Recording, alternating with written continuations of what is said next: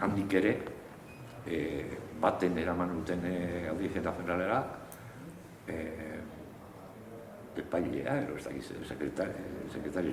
epaileen sekretarioa, ez dakiz, persona zana, da deklarazioa hartu zen, deklarazioen, Polizia Nazionalen nire deklarazioen aurketu zen, erazten, konformen egoen deklaraketa harekin eta ni bai ez esan dutzen, baina ez ala nire borondatez izan deklarazio hori.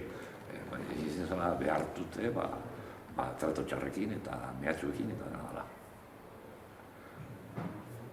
Gatu zana, barrio karabantzelera, barrio kartzelara, eta egun batetik bestera, arratzalde baten gogoratzen az, Bazkaldu hostien ziztara joeten ginen, behartute gelara.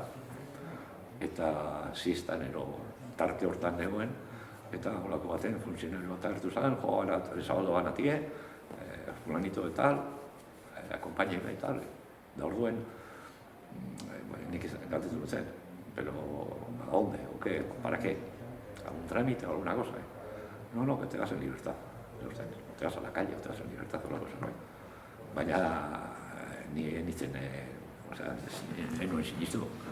Da orduen, sasoi hartan zego esan egunero ez, baina astero olako zerbait, trasladue. Zuriara, beste kartzela batera, Puerto Santa Maria, en fin. Da orduen nik barneratu nabezan, barneratu nabenik, nire ez dako nire buruen, traslado bat ezin uzala nun baitera. Baina berak ez uste ez ez, no, que te vas a libertad. Da orduen, esan dutzen.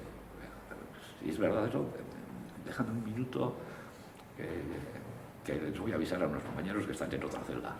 Da bainoko batzuk eta beste Durango lotar bat zegoen gela hortan. Eta adirazteko guri, que me han sacado y que me dice que me voy a libertad.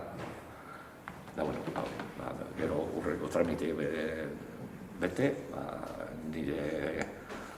nire gauza barri bueltatu eta kalera.